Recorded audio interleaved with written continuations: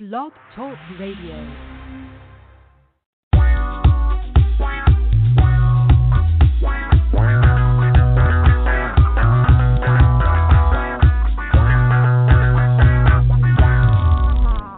shaka radiyo iteme wumve radiyo iteme ni radiyo yacu ni radiyo yanyu radiyo iteme ihuriro ryacu abaharanira ibyiza by'abanyarwanda.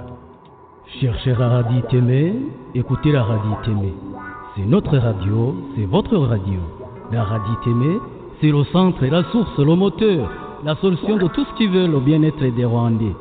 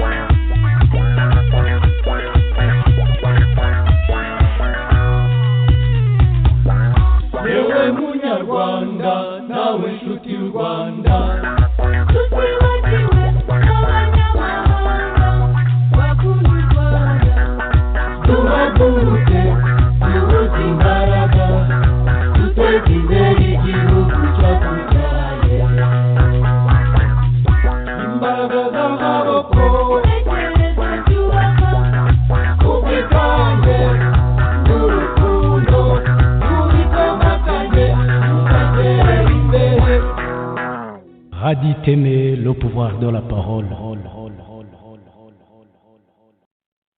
Radio Iteme nongeye kubasuhuza kandi mbaha ikaze mu kiganiro cy'uyu mugoroba. Ni ku itariki ya 5 ukwezi kwa 11 umwaka wa 2020. Ni Jean Paul Turayishimye mu kiganiro uyu munsi mutegurirwa buri cyumweru kuwa 4 saa 3 za nimugoroba amasaha ya Washington na Boston. Ndagira rero ngo nitegure ku bakunzi bacu mwari mutegereje ikiganiro ariko kikaba kimaze kuboneka, kandi noneho mbwire abadukurikiye ko turi buze kwibanda ku makuru yo hanze gato y'u Rwanda. Ubu ndavuga irahira ry'umukuru mukuru wa Tanzania cyangwa umukuru w'igihugu cya Tanzania President John Pombe Magufuli, ndetse nze no kuza kuri politiki ya Amerika cyane cyane ku matora, kuko abakunzi ba Radio Iteme badusabye ko twagira icyo tuvuga kuri aya matora asa naho atarangira, ndetse bagashaka kumenya niba inaha naho bashobora kwiba amatora kimwe no muri Afurika, cyane cyane ko byatangiye kumvikana abakandida bariho bavuga bati intsinzi yari yanjye, abandi bati ni yanjye. Ibyo rero turaza nabyo kubigarukaho mu kanya, cyane cyane ko benshi bashaka gusobanukirwa na procedure, impamvu bigaragara ko hari abantu batorwa umwe afite miliyoni 50 z'abaturage bamutoye, undi afite 40 n'izindi, ariko uwa 40 akaba ari utsinda, uwatowe na 50. Ibyo byose rero turaza kubigarukaho. Kagame ari inyuma y'urupfu, Kagame reka nongereho na FPR ari inyuma y'urupfu rwa Ngezayo, umuhungu w'umuherwe muzi ku izina rya Ngezayo, cyane cyane abantu babaye muri Kongo bamuzi cyane, era umuntu umunyamafaranga menshi cyane.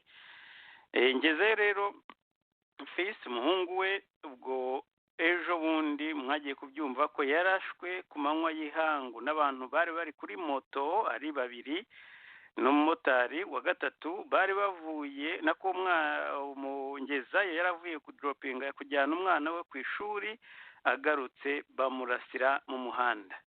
Turabigarukaho rero mu kanya n'igishobora kuba cyarateye FPR na Kagame kugira ngo barase uriya muhungu wangezayo ari nawe yitwa Ngezayo, benshi ariko batakibishidikanyaho ko bijyanye ni kavuyo Kagame arimo ashaka guteza muri Kongo, ashaka kugira ngo aryanishe abanyarwanda n'abanyekongo. Ibyo rero ni mu kanya dutangiye kuva imuzi izi ngingo z'ingenzi ndimo mbabwira ubu ngubu. Ikindi turi buze kugarukaho ntari bunagarukeho nako ndi buze kuvugaho ni urubanza rwa Simbizi.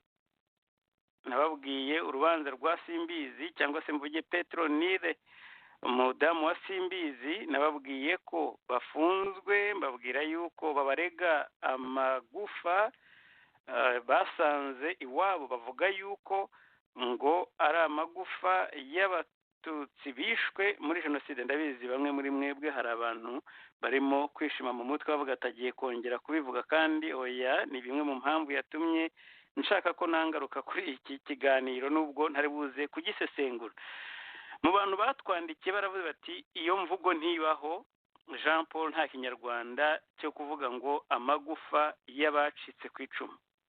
Batabacitse ku icumu nyine nta magufa, kuko nibyo ntabwo ari byo guseka, ariko nashaka kuvuga ko ari ay'abarescape nako ari abantu bazize jenoside y'abatutsi.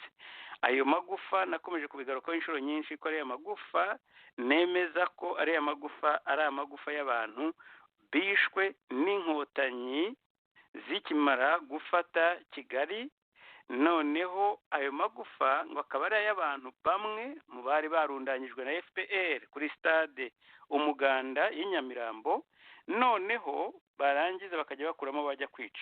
Cyakora amakuru mashya twumvise nuko ngo mu magufa 100 n'andi ngo hari abantu bavuga ko harimo abatutsi bagera kuri 3 ngo bashoboye kuvugwa muri ako gace kose ka Kivugiza n'ukuntu hangana, ariko n'abahatuye n'abari bahatuye bose bavuga ko nta bantu bazi ayo magufa, ko badashobora kuyidentifia, nubwo ejo bundi bakoze umuhango wo kuyashyingura ku mugaragaro, bakayashyingura ku Nyanza ya Kicukiro. Bakoreye umuhango rero wo kuvuga ko bashyinguye amagufa y'abatutsi bazize jenoside. Nizere nko none ikinyarwanda nyivuze neza, icyo ni kimwe mu byo nagomba gukosora. Ntabwo ari amagufa y'abacikacumu, ni amagufa y'abatutsi bazize jenoside yakorewe abatutsi. Ntabwo rero ayo magufa ari ayabo, ahubwo ni amagufa y'abavictime ba FPR inkotanyi, ndetse abandi bo bakaba precise bakagerageza kutubwira mu buryo buri specific ko ari amagufa ari amagufa y'abantu bari barakusanyirijwe kuri stade y'Inyamirambo. Nari namaze kubivugaho, bakajya bagenda bavanamo abo bashaka kwica, barangije babashyira hariya kwa Simbizi. Ibyo rero ntabwo ari byo nshaka kugarukaho muri iki kiganiro, kuko nzagikoraho indi raporo mu minsi iri imbere, uko urubanza rwa Petronile n'abo bafunganwe rukomeza kujya imbere. Mu bindi ndi buvuge ko kuri uru rubanza nako nshaka kuvugaho kugira ngo ntaza kubigarukaho, nuko mu byo navuze barambwira ati wavuze Petronile ntiwavuze n'abana be bari abaminere, abana bakiri batoya bato cyane, nabo bafunganywe nawe uyu munsi. Ariko umucamanza akaba yaravuze ko gutanga amakuru y'amagufa ngo bidasaba kugira imyaka ngo myinshi, ndetse ngo ari ibintu ngo bishobora kuzabaho n'igihe cyose. Ariko ikibazo gihari gikomeye sindi umucamanza muri uriya rubanza, icya mbere umucamanza yakabajije ni ukuvuga ngo knowledge, ubumenyi abo bana bari bafite kuri ibyo nibungana iki? Ese barabuzi? Bazi koko bari bazi ayo magufa, nubwo tuzi ko ari amagufa bashaka gutwerera interahamwe, kandi mu by'ukuri ari ay'interahamwe z'ubundi bwoko. ibyo rero nabyo tukazabikurikirana mu kiganiro cy'ubutaha mu bindi bintu abatwandikiye batubwiye kuri aya magufa yo kwa Simbizi, bavuze ko mu byo natangaje navuze ko umudamu witwa, munyihanganire gato cyane, Kabageni Venansia, ngo navuze ko yari umudepite muri guverinoma ya nyuma y'intambara. Murambabarira ndetse reka nshimire byimazeyo ababinyandikiye bavuga ko bashaka kudukosora. Nshimire byimazeyo abo bantu bakoze iyo observation, ariko ni ikinyarwanda cyo mu mahanga, ntabwo ari cyo navuze. Reka mbivuge mu buryo nabivuze. Yari mudepite muri guverinoma ya mbere y'iyi ngiyi ya FPR, donc muri guverinoma y'ubumwe, bya yindi bari barese ngo guverinoma y'ubumwe. Icyo navugaga rero ya nyuma yayo nako, ntabwo navugaga ko ari muri iyo guverinoma yabanjirije iyi ngiyi ya Kagame ihari ubu. Ntabwo yigeze aba umudepite muri ya transition, muri ya yindi ya guverinoma y'ubumwe. Navugaga ko ari guverinoma ya mbere UPR ifata ubutegetsi. Ibyo byose nabyibeshyeho, cyakora nabivuze mu kinyarwanda yenda kitatunganye, ariko kubabyumvise muri ubwo buryo ko nashaka kuvuga ko Venansia Kabageni yaba yarabaye mudepite kuri iyi ngoma ya Kagame na FPR, ntabwo ari byo nashaka kuvuga, nta nubwo ari nabyo navuze, ariko niko byumvikanye. Abo rero nkaba mbashimira abaduhaye izo komantere, kandi tunakomeza kwankuraje abantu koko kugira ngo batubwire ibyo batekereza n'amakuru ndetse bashobora kuba bafite ku biganiro ibi n'ibi dushobora gutanga. Ikindi muri update y'iyi nkuru ni uko ngo naba naravuze ko Simbizi yari umu MDR power. Ntabwo ari byo, ubwo ni kuko muko nabibabwiye abantu banyandikira bimwe nkakora verification n'abandi. Ntabwo ari MDR power, ahubwo ni MDR, cyangwa navuze Parmehutu, ahubwo ambwira ko atari MDR Parmehutu. Bishoboka ko yenda ngo yari muri MDR gusa, ariko bitari ibyo byo kuvuga ngo ni MDR Parmehutu. Niba ariko navuze rero nakubwo niko navuze, ndagira ngo ibyo byumvikane ko iyo affiliation muri MDR Parmehutu ntayo nzi, nta nubwo ari nayo intention yanjye ahangaha kugira ngo tumwafiriye na MDR Parmehutu. Ubwo gusa nuko yari umumambre wa MDR, kandi koko hari za MDR zitandukanye. Ku yindi update rero kuri iyi nkuru nuko uyu munsi bafunguye uwitwa Mwesige, umusaza wo kuryanyuma, wari umwe mu bayobozi bibanze za nyumba kumaho ngaho, ndetse bagafungura na Betty Mabengeza. Abandi bose bakaba bakiri muri gereza. Ntabwo inkuru ndi buyitindeho kubera ko nababwiye ko nzakomeza, kandi narabisezeranye ko nzakomeza kuyigarukaho uko urubanza rukomeza kwavansa, kuko hari amakuru menshi dukomeza kubona y'aka karengane kakorewe aba bafunzwe. Ntabwo numva impamvu FPR n'iriya leta bashobora kumva bagomba gutwerera amagufa y'abantu bishwe muri kiriya gihugu, nk'aho bapfuye badahagije, nk'aho abazize jenoside badahagije, ku buryo noneho kujya bagenda gutaburura amagufa hirya no hino abo baba victime ba FPR ubwayo, kugira ngo berekane ko abantu bapfuye. Ntabwo nzi iyo politike ikigamije, ariko malheureusement nicyo bakomeje gukora. Hari andi magufa abantu bambwiye ko bazanyandikira bakansobanurira neza ibyo magufa navuze agana hari Indera, kuko nayo afite ibisobanuro bijya kumera nk'ibya magufa yabonetse kwa Simbizi. Simbizi rero yarapfuye, ntawe ugihari, yarafunzwe. Ariko iki kimwaro cya FPR cyo kureba ukuntu bajya gucukura amagufa yo mu rugo rwe, bakumva ko bagomba kubanza gufunga aba bantu, birababaje cyane. Bari kuyacukura bakabakoresha za interrogatoire, bakabagataha, bikazajya wenda bikibagirana, ariko bishoboka ko bashobora no kumwambura yenda n'ibibanza bye n'ibindi byose. Ntushobora kumenya icyo bagambiriye, kuko urumva ko n'umuryango wose barawufunze. Ari ibihugu bigira amategeko ubu kwa Simbizi umuryango we n'abandi bashobora kurega ubundi bakaregera n'indishyi, ariko ibyo mu Rwanda urabizi ko bitabaho. Ariko iherezo ubutabera buzakora akazi kabo kandi buzaboneka. Kuri iyo nkuru rero nta kindi ndibuze kongera kwigarukaho, tuzayisubiraho ari uko byenda tumaze kubona andi makuru, ariko kuri ubu ndumva nta yindi correction cyangwa se update dufite uretse uwo Mwesigye na Mapeti Mabengeza bamaze wari konse icyo gihe bamaze gufungurwa bari hanze. Niba yenda bazashinja abandi, ibyo nabyo tuzabimenya mu minsi iri imbere. Ndagira ngo nkoreka update gatoya kuri uriya munyemari Nkubiri navuze ko nkurikije ibyo leta n'ubucamanza nako bwa FPR gukora, byanze bikunze bafite ibyo barimo gukavaringa up, bafite ibyo barimo guhisha. Ibinyamakuru mu Rwanda byaramubitse, ubucamanza buza guhamagara urubanza rwe iminsi ibiri mbere yuko hagera yuko yagomba kugaruka mu rukiko, kandi yirukankanwe muri hopitale ya CHUK ameze nabi cyane, bavuga kondisiyo ntashaka gusubiramo ahangaha. Nona ibintu byavuzwe n'ikinyamakuru cy'inzego z'umutekano, nyuma TV1 ikamubika, ndetse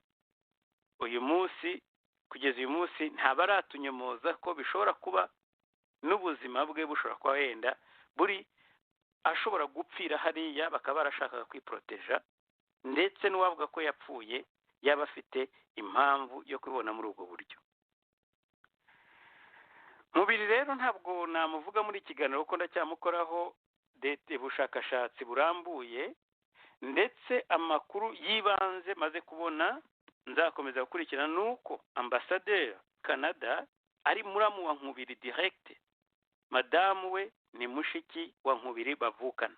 Ntabwo mbikonfirmye muri kiganiro, ariko nzabigarukaho mu biganiro byacu bikurikira, kubera yuko urumva nyine ubwo baravuga bati wowe Higiro Prosper turaguhekurira muramu wawe, ariko nta kibazo, ukomeze ucinye inkoro, ubyine, usimbuke,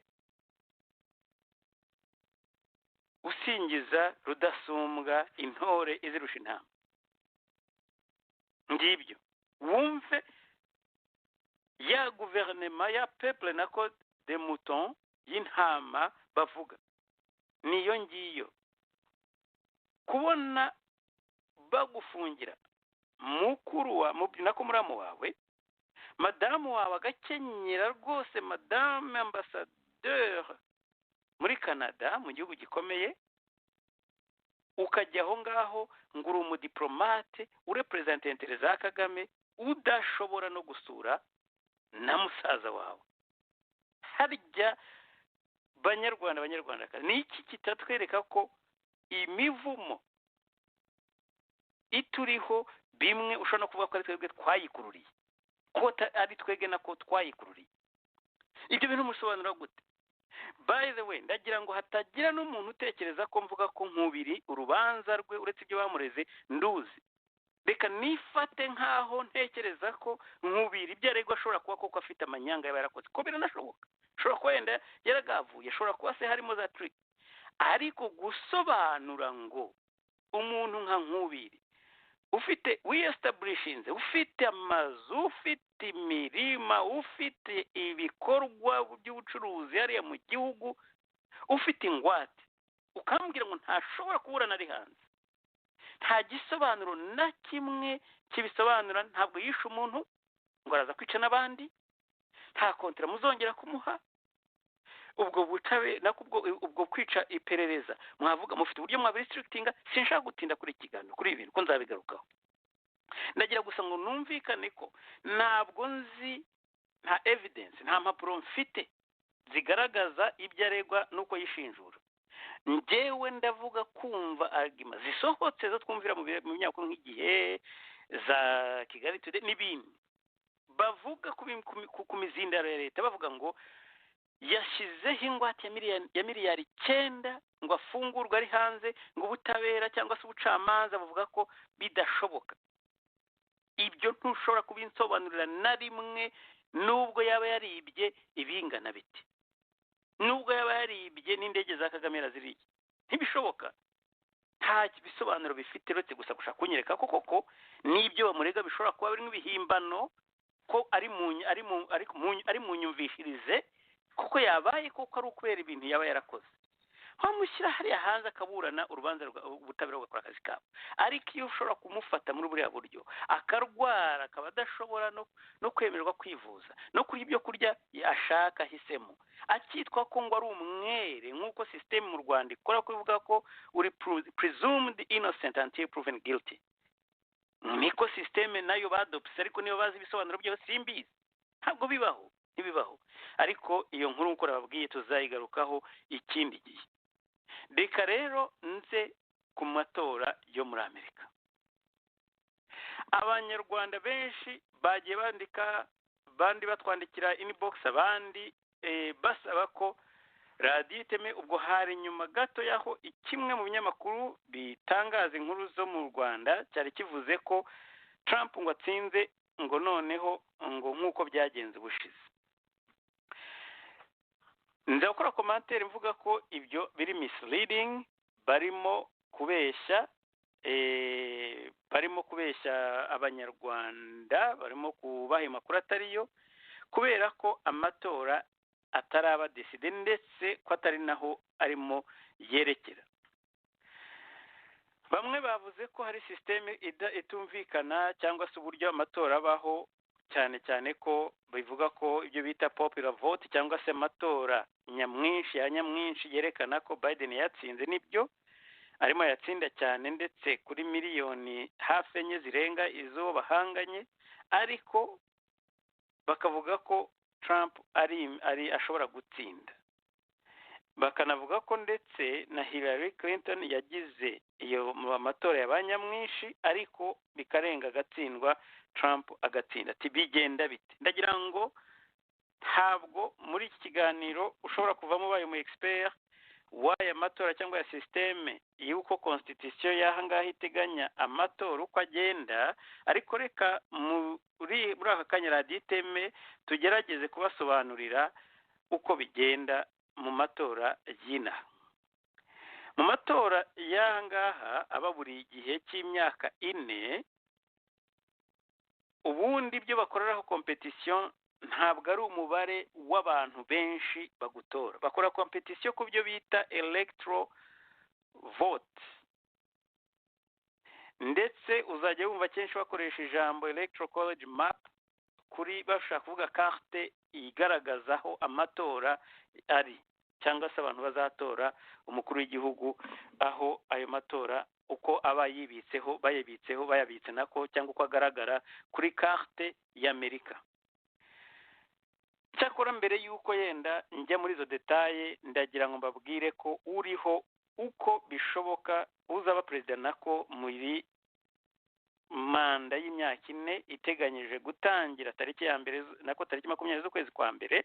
Inaha nicyo gihe ni nabyo biri decide na constitution. Ntabwo ari umunsi wo kuvangura gesinga ngo umuntu azarahira ryari. Birazwi umuperezida agomba kurahira buri gihe tariki 20 z'ukwezi kwa mbere. Ibyo biri muri constitution, ni ibintu biteganyijwe. Ni nk'uko amatora yo ku general elections cyangwa se amatora nayo yabaye agomba buri gihe kuba ari kuwa kabiri, mardi, buri gihe nabyo biri muri constitution. Ikintu kidahari gusa ntabwo ari konje, ariko nabwo bizageraho.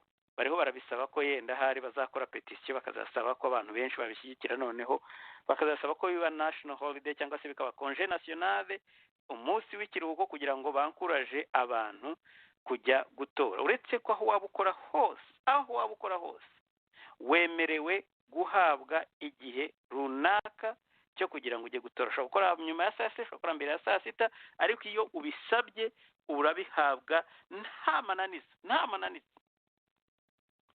Ibyo rero byose uko biteganyije ni ibintu biri muri constitution, ntabwo ari rules uvuga ngo tuzabanza kureba neza igihe Kagame azaba yavuye muri Amerika ngo tubone kurahira. Oya, byose birateganyijwe. Donc le 20 janvier tariki 20 z'ukwa mbere z'umwaka utaha perezida mushya agomba kurahira.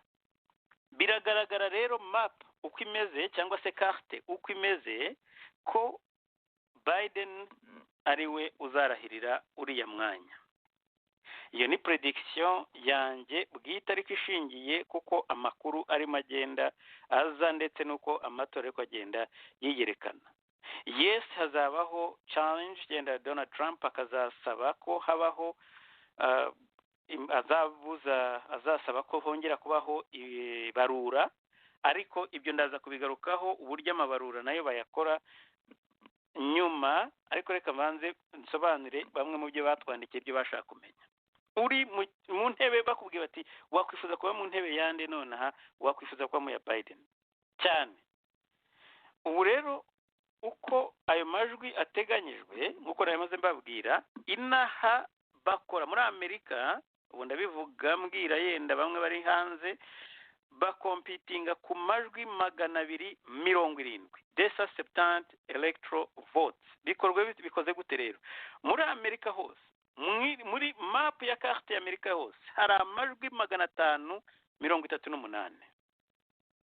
538 niyo electoral votes ziri muri state yose uko angana. Ariko ayo ngayo hakaba hiyongeramo 3, ubyumve neza, nako muri ayo 278 harimo 3 yava muri district yitwa Columbia cyangwa se DC. Mujya mwumva kenshi bakoresha ijambo ngo turi Washington DC, biba bishatse kuvuga ko ari Washington District of Columbia. Iyo ntigira abadepite, ntigira abasenateri, ariko bayigeneye electoral college cyangwa se electoral votes 3, nayo irazigira. Niyo mpamvu harimo abantu 538. Ndabivuga nkaho mubizi, ariko ku bantu bari mu mugabane wa Afrika cyangwa se n'abandi mu Burayi batazi yenda impamvu 538 aturuka, ndaza kubigarukaho. Nuko 435 akenshi baba ari abadepite, hakongeraho 100 b'abasenateri, buri leta igira abasenateri 2, noneho ukongeraho 3 ba District of Columbia aribo ba Washington DC, abo rero bakaba ari 3, bikaba 538. Beka ngaruke kuri aho ndaza kubigarukaho uko bayabara mu kanya.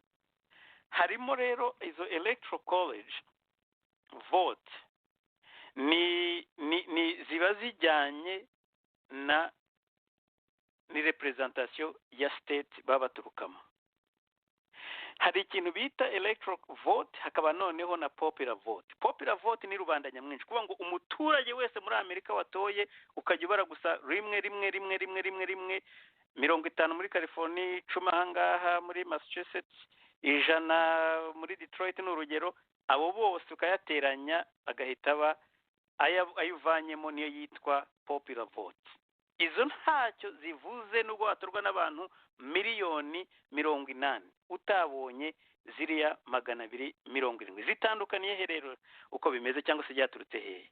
Hari mu gihumbi, murabizi ku bamwe bize inaha muri histoire ya Etats-Unis cyangwa ya Constitution ya Etats-Unis, igihe habaga ibyo bitaga Constitution Convention muri Philadelphia hariya muri Pennsylvania, mu 1747 bakoze ikintu cyitwa compromise, mbese kumvikana. Hari habaye kunaniranwa hagati yo kumenya ngo ninde uzajya utora umukuru w'igihugu. Ko muzi ko inaha dukoresha system ya federalism, hari za state zigenga zifite ba guverineri babo n'ubuyobozi bwabo, ariko bashaka na gouvernement fédérale kugira ngo bazajye bagira za diplomasi, mbese bajye bagira diplomasi imwe, ntibazajye bagira ngo igihugu cyishakire kuba cyohereza abambasaderi bacyo, nako leta yohereza abambasaderi bacyo mu Burayi. Usange nka Massachusetts, Boston ifite ngo bayihagarariye, no, bakagira ambasaderi wa Etats-Unis, ndetse banaterwa bakarwanira hamwe n'ibindi za taxation n'ibindi bimwe na bimwe byose bitari mu mpamvu y'ikiganiro cy'uyu munsi. Noneho harimo argument ebyiri. Bamwe bashakaga ko umuperezida uzajya hazayatorwa na popular vote, ni ukuvuga ngo batore baheture amaleta agize Amerika icyo gihe ari 13. Yenda mubishatse nayo twazayababwira, ariko ntabwo ari ibintu bigoye. Ni za Virginia, za South Carolina, North Carolina, Maryland, Connecticut, New Jersey, New York, Massachusetts, New Hampshire, Vermont, Georgia nayo irimo.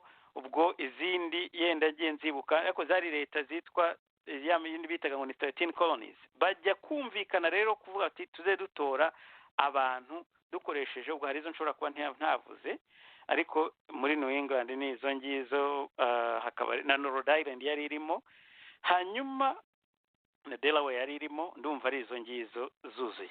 Hanyuma ariko baza kumvikana bati muri izo 13 bakavuga bati tuye dutora umuntu, babaga bataratangira kongeraho izindi, tuzajye dutora umuntu utowe n'abaturage aba ari uwa perezida. Baza kugira ikibazo baravuga bati icyo gihe abantu batuye bafite abantu batuye ari benshi muri state bashobora kuzaryamira abafite abaturage bakeya muri state. Baza gukora rero abandi rundi ruhande rudashyigikiye popular vote rwaravugaga ruti reka noneho umuperezida azajya atorwa n'abadepite na kongre na parliament, representation muri parlement rezekora abadepite, noneho nabwo ntibabyadopta. Bakora icyo bita compromise, ariko bwumvikane uruhande rumwe rugira ibyo bireka n'urundi reka ibyo bavugaga, bumvikana ko bazajya batorerana bakoresha nako ibyitwa electoral map. Ishobora kwiyongera rero buri gihe cyose haramutse hari nk'indi state ibayeho. Igihe cyose ababaye indi state nayo bareba representation bakabayiha nazo electoral map. Ni ibintu byoroshye kumenya ngo ibyo kuri electoral map cyangwa se electoral vote zituruka ku byo bita electoral cyangwa district,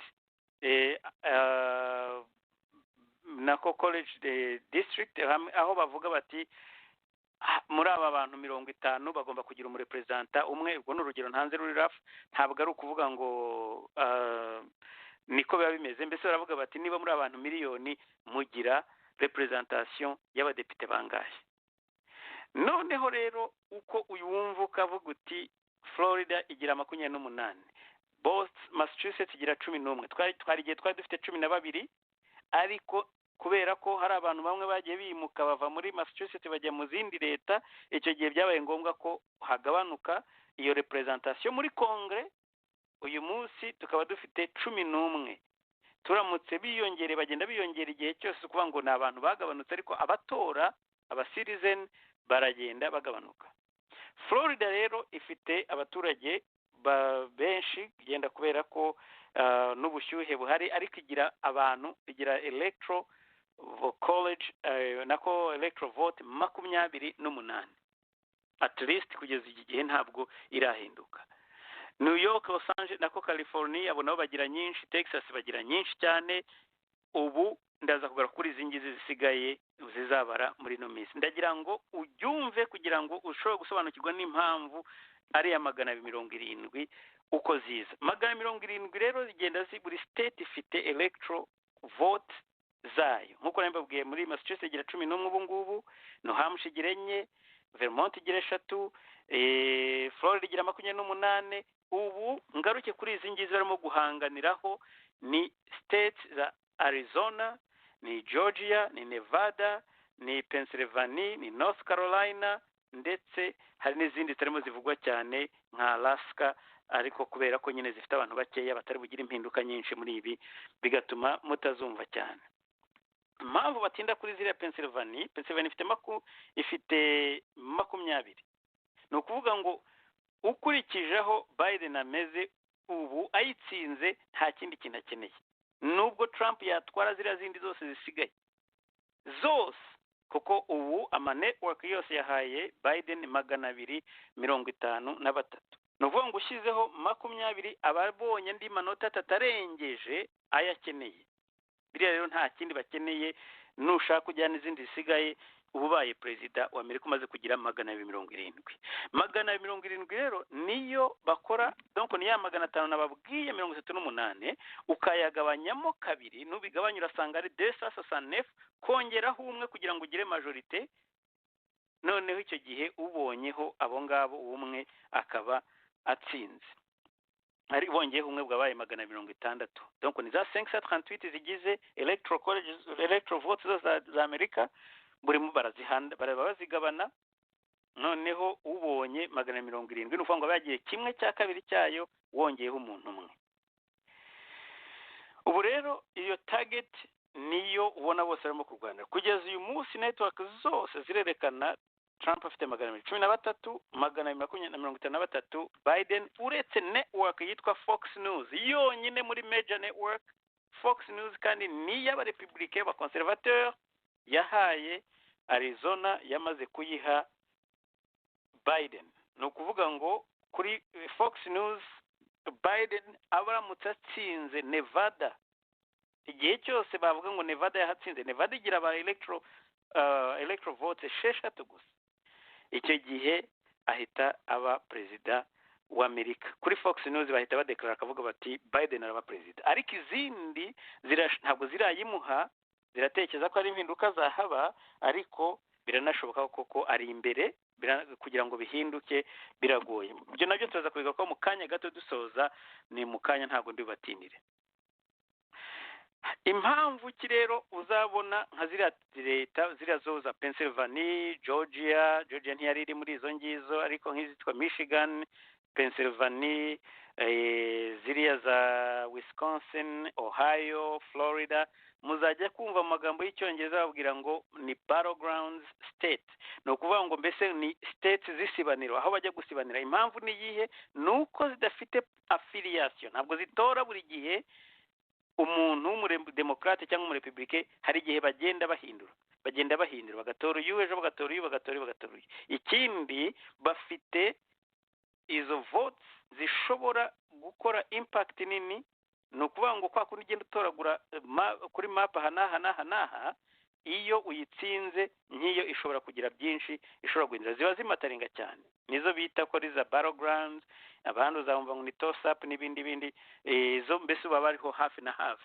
Niho uzasanga abakandida benshi bibanda, ukabona muri kampanye ukumva umudemokrate nta na rimwe wigeze umwumva yagiye kwiyamamaza muri New York. Of course bajyayo, ariko bageze bajya gukora za fundraising, kujya kuzana gushaka support y'abademokrate baba bahari, babatera inkunga kugira ngo bazatsinde. Kuko bagenda baha amafaranga yo kujya bakora za ads cyangwa se kwamamaza ibikorwa byabo mu leta zose zishoboka, ariko ni gake cyane uzasanga n'izo ads cyangwa izo advertisement y'amamaza bikorwa muri ayo maleta nk'ayo ngayo. nko bumva mu demokrate ngo ariho harazinyuza muri New York, Massachusetts, Connecticut, Rhode Island, Los Angeles, California, kuko baba bazi ko n'abantu babo batora muri ubu buryo buri gihe uko bisanzwe. Niyo mpamvu usanga kwiyamamaza uzajya wumva abantu bari muri Iowa, Ohio, Florida, Michigan, Pennsylvania, Wisconsin, muri izo leta zazindi wumva ko zishobora guhinduka igihe icyo ari cyo cyose, cyangwa zidafite loyalty ku ishyaka runaka, nubwo bafitemo umubare mbese runaka ushobora kuba bongereyemo abayindepanda bashobora gutsinda. Ibyo rero ushobora kuba bitabenteresa, ariko kuri ibyo bintu bya 270 niyo target, niyo baba barwanira. Iyo ituruka ku mubare w'abaturage bari muri leta, buri leta ikaba ifite uwo mubare w'ayo mavote. Ayo vote niyo baba bahangana, kavuga ati ndiho ndarwanira 16 tuvuge muri Georgia, nizo bariho bashaka mu 16, muri Pennsylvania barashaka 20, muri Nevada barashaka 6, muri North Carolina barashaka 15, nuko bagenda bazitoragura. Noneho abaturage baho baratora uko bangana, izo za miliyoni zingahe, izo nizo bagenda bakora addition bakazikaba iyo bita popular votes. Izo rero ntacyo zimaze ubu, zishobora kuzagira icyo zimara mu minsi iri imbere. Discussion zirahari cyane kumenya niba bitari unfair kumva umuntu wakunzwe n'abantu bagera ari benshi kuruta uwundi akaba ari we udatorwa, akayoborwa n'umuntu utarakunzwe na benshi kandi ari muri Amerika, muri gihugu kimwe. Ariko bakavuga ko kubera ko iyo popular votes ari votes z'abantu bari nka zibiganje mu maleta manini cyane nka za California, Texas, New York, za Chicago n'ibindi, nako ni Illinois ariyo ifite kapitale ya Chicago, bakabona ko icyo gihe baba bagiye kuryamira abantu. Inaha rero kugira ngo uzahindure ukore constitution ihindure amendment ntibizagutwara hafi 3/4 by'amaleta bigomba kubyumvikanaho. Ibyo rero ni urugendo rukomeye, bagomba kubanza kwerekana niba koko ibi bintu bibangamye bitajyanye na demokarasi, ko bitajyanye koko na demokarasi. Nk'uko nayo mbaze kubabwira prediction nshobora kuvuga ahangaha njyewe ubwanjye sinshaka kubyitirira raditeme, nuko Biden ari we uri butsinde aya matora ya Leta Zunze Ubumwe za Amerika.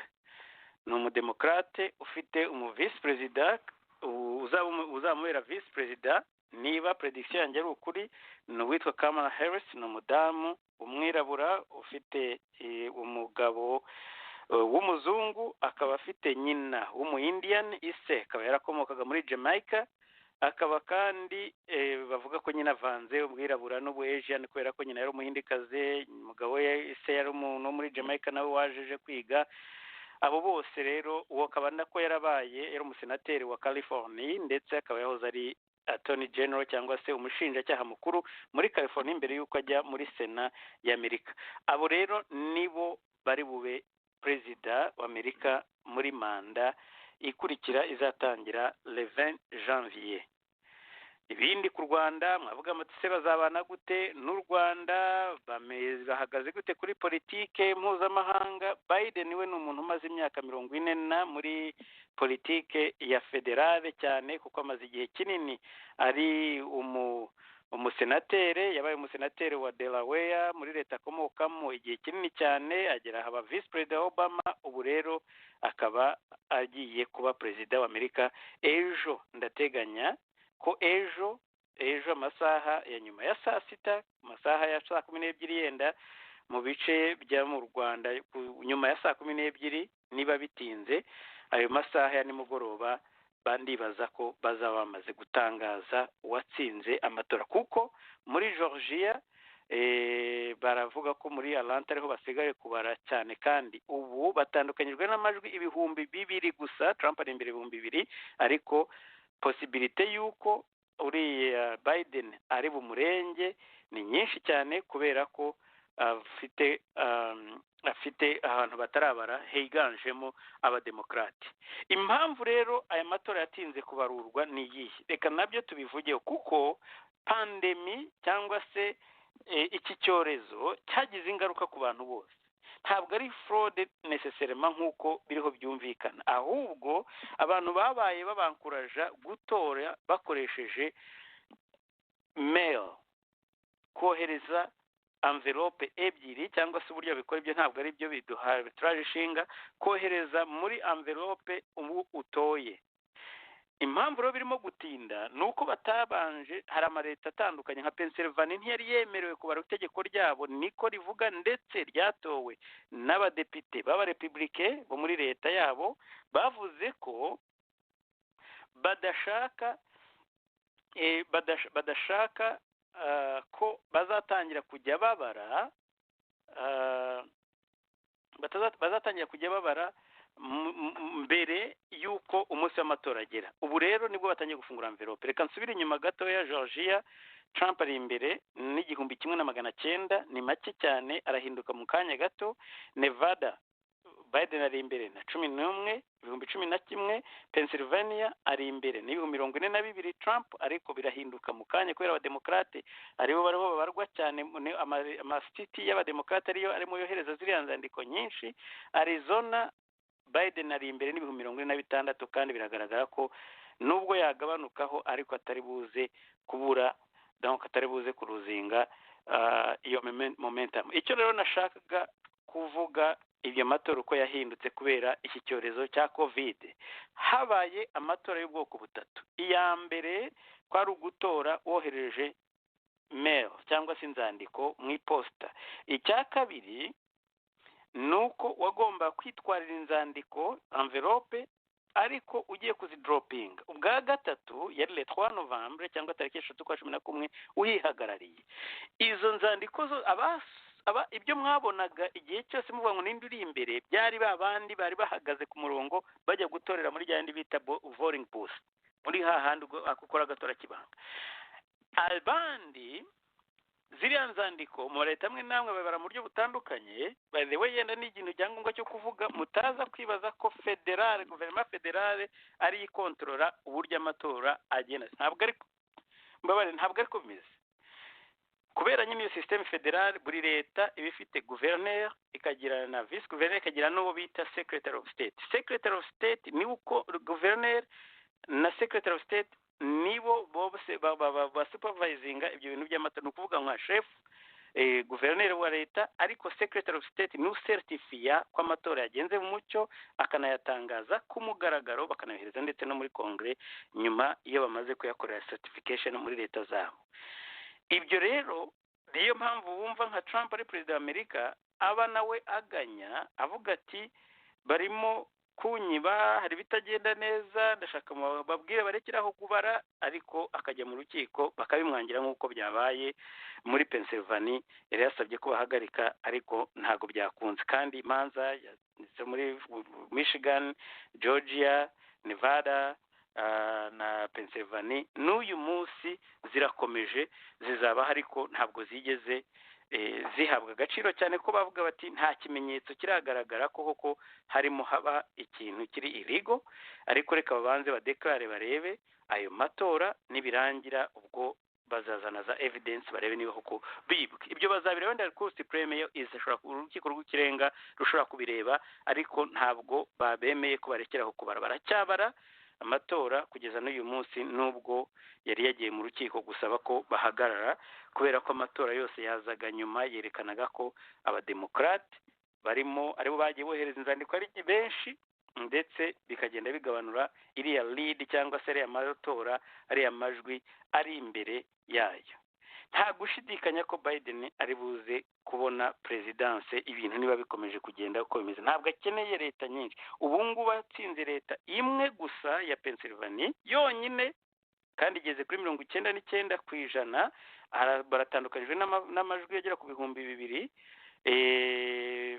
na hafi 3. Ni ukuvuga ngo bashobora kubara nk'ahantu hamwe gusa, nk'umujyi umwe gusa, bikaba birarangiye, akaba aramurenze niba koko inzandiko zikomeje kuza zigaragaza ko ari abademokrate barimo bohereza izo nzandiko kuruta abarepublike, nk'uko data zirimo zibyerekana. Nibarangiza rero izo challenge zishobora kubaho, ariko impamvu ntekereza ko bizagora Trump kugira ngo agire argument yo gutsinda nuko amaleta yose asigaye bisaba ngo ayatsinde yose kugira ngo abe perezida. Kuri 113 agomba gutsinda Pennsylvania, anayitsinze ntashobora kuba perezida. Atsinze Pennsylvania kongeraho na Georgia, nabwo bafite za electoral vote zigera kuri zose hamwe 36, nabwo ntizimugira perezida. Ukongeraho Nevada ifite 6, nazo ntibimugira perezida.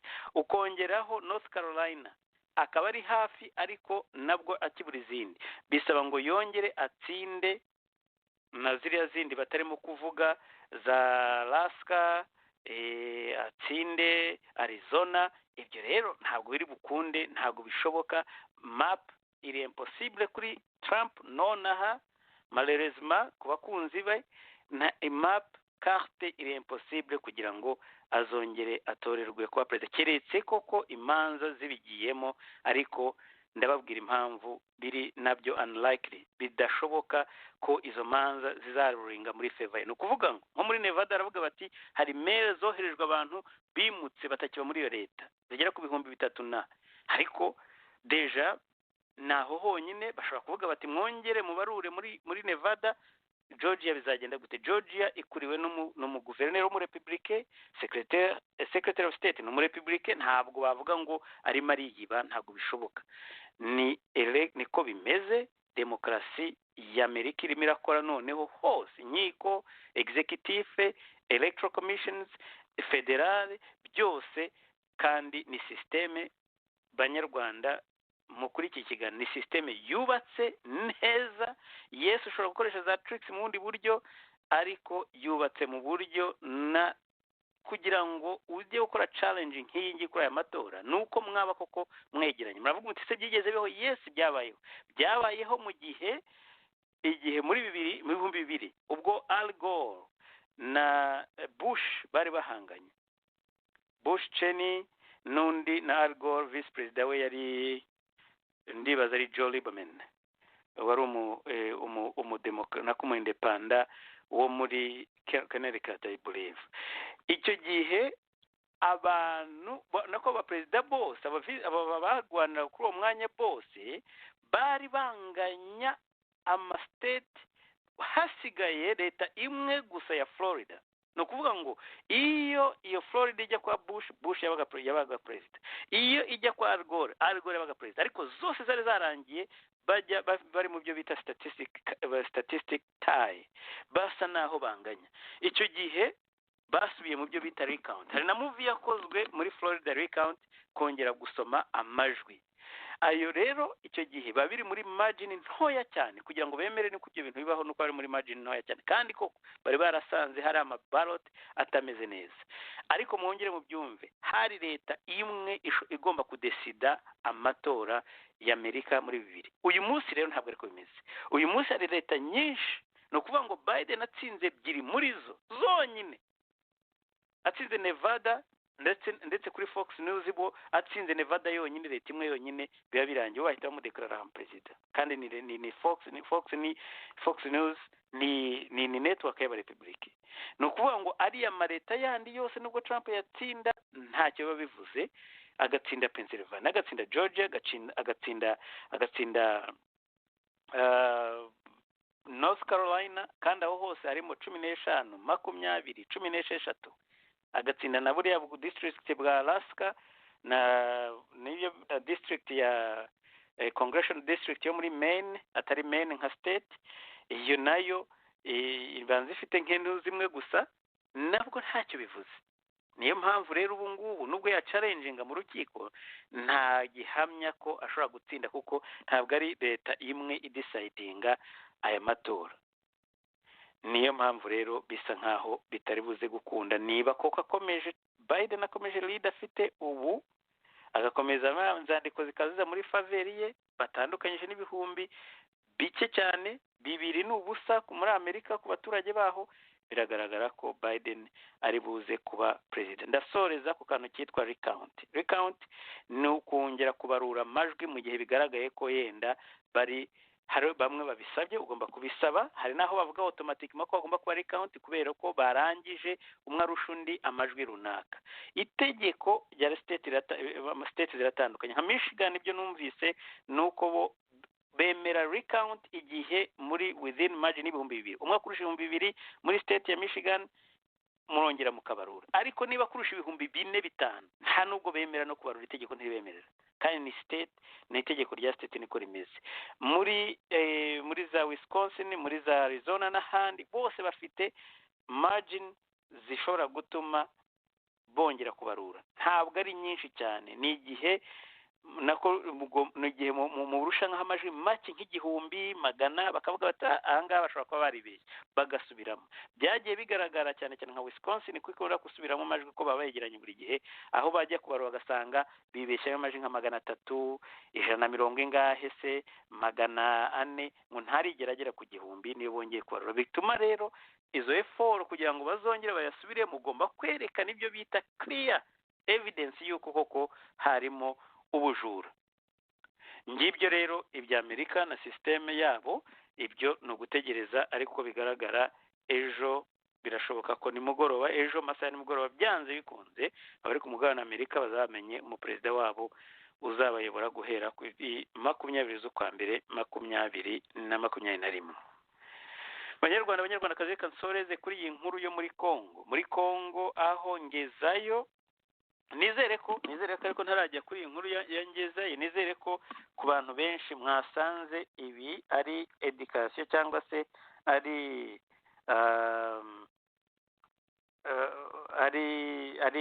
important, cyangwa se bisobanura nyine systeme, aho kugira ngo abantu bazajye bayumva mu buryo ubu cyangwa ubundi. Ni byiza kugira ngo ugire idée générale, ntabwo abo mu expert ngo y'amatora, ariko ni byiza ko wagira kameme ide generale, nicyo radiyo iteme ibereyeho, nicyo tubereyeho kugira ngo natwe dukore education ku bantu bacu, viewers bacu n'abadukurikiye, nibura ku kintu nk'iki ngiki kireba isi, kireba abantu benshi cyane, kumva yenda aho bihagaze. Reka rero nsoreze inkuru yacu kuri nako ikiganiro cyacu kuri Ngezayo, umuhungu wa Ngezayo wishwe ejo ku manywa y'ihanga, urupfu rubabaje, urupfu rw'agashinyaguro nk'uko bisanzwe bikorwa n'iriya leta ya Kagame. Kariko gato kuri mumbabarire ndagaruka gato kuri East African Community. Mbere y'uko ngaruka kuri East African Community, uru rupfu rwa Ngezayo benshi barimo baragira ngo yenda n'urupfu rusa, ntabwo ari urupfu rusanzwe. Ibi ni ibintu bizaba no mu minsi iri imbere, aho muzabona abanyekongo n'abanyarwanda basa nk'aho batangiye kuryanishwa kugira ngo Kagame ashaka icyuho cyo kwinjiriramo kubera impamvu z'uko asanga byanze bikunze muri iki gihe agomba kwinterfera muri politiki ya Kongo, cyane cyane ko abakongo batangiye gufata igihugu cyabo mu maboko.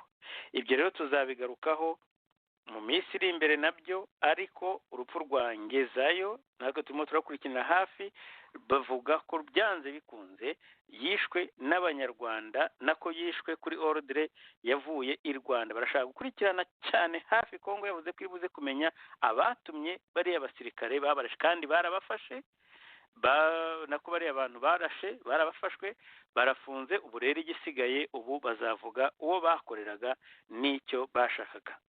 Ngezayo ni umuntu wakoreye Kongo, yayishyiriye imisoro, yakoze ibintu bidasanzwe, yagiye afasha abaturage kubaka ibitaro n'amashuri n'ibikorwa by'amajyambere. Nubwo ubu Ngezayo yapfuye, ariko abana be bariho bagera ikirenge mu cye.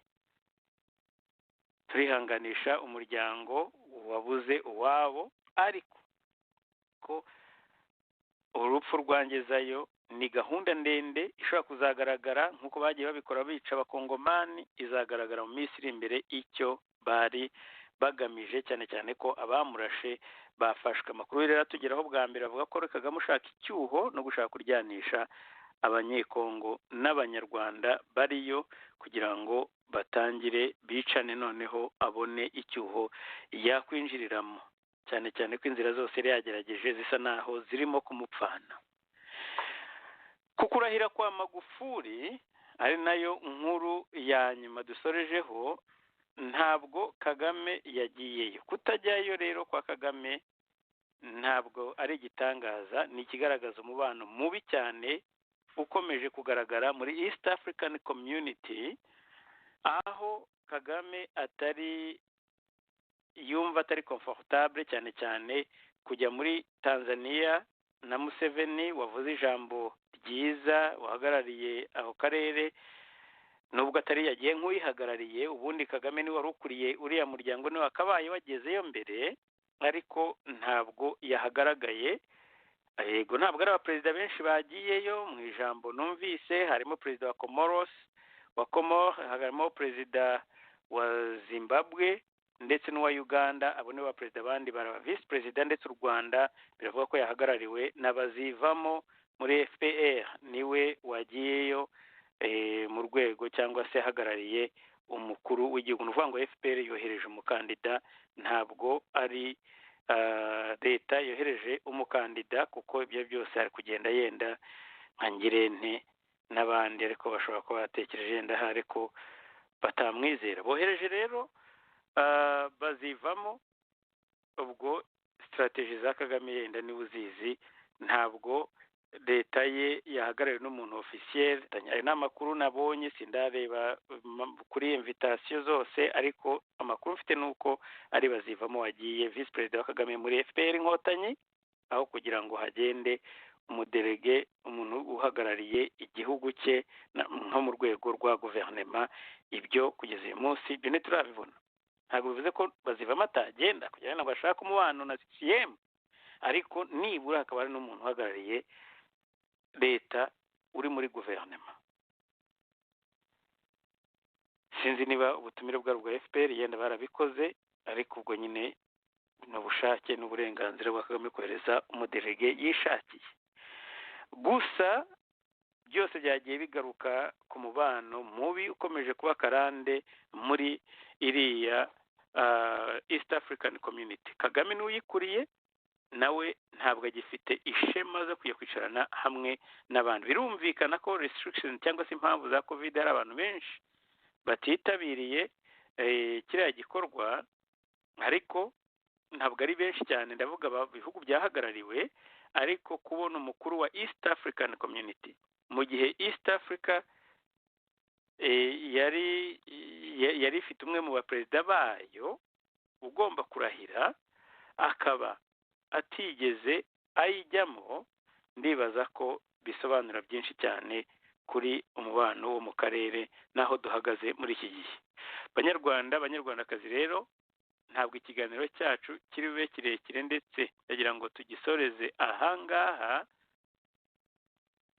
Ejo tuzongera tugaruke, hari ibiganiro byacu bizaba bihari ejo, muzakurikire radiyo iteme, tuzapositinga gahunda nshyashya. Hari ibiganiro bizakorwa ku mugabane w'Uburayi, ndumva hateganyijwe ikiganiro aho umukobwa wa Mbonyumutwa azaza gukora reaction ku kiganiro cyakozwe na groupe yacu ya radiyo iteme Europe, akazaza rero kuvuga reaction, nako zakora reaction ku biganiro byaciyeho, aho ndetse n'umupapa we bamuvuzemo mu mateka ya 59 tuganire nayo irateganyijwe muri iki cyumweru, ntabwo izasiba muri iki cyumweru, ahubwo kwa gatandatu musibe ejo ikiganiro tuganire nacyo kirahari, muzaze rero mugitegereze muri benshi, nacyo kizacaho ku masaha musanzwe mugikurikiranaho kuri radiyo iteme. Bakunzi rero bacu, mugire ijoro ryiza, abandi mugire umunsi mwiza. Mwari kumwe nanjye Jean Paul, naho ubutaha.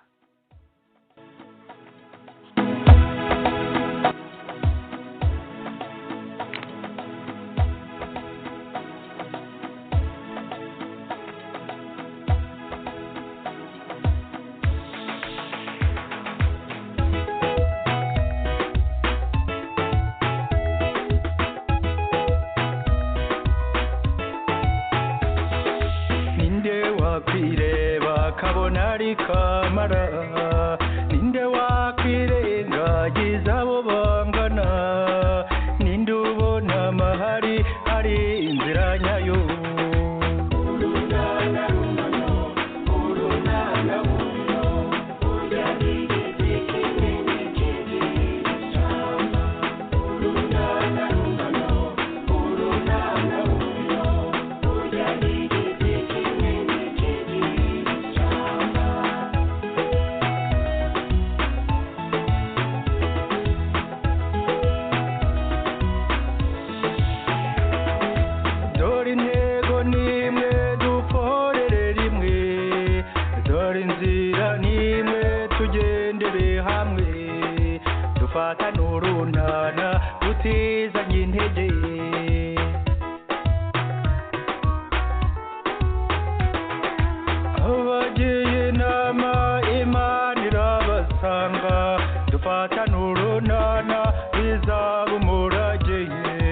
Abacuruza amoko bayaburira isoko.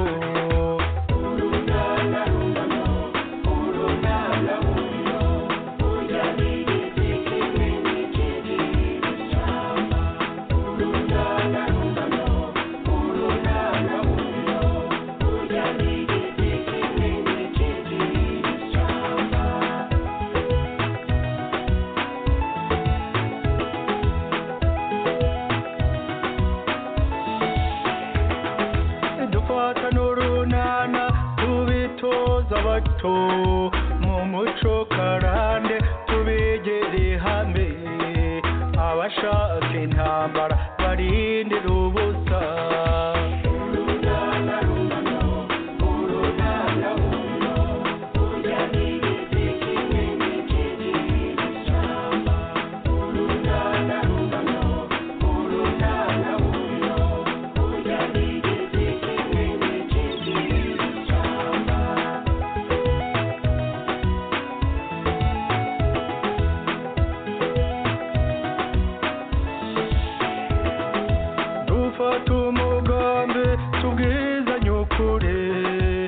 yandika amateka azero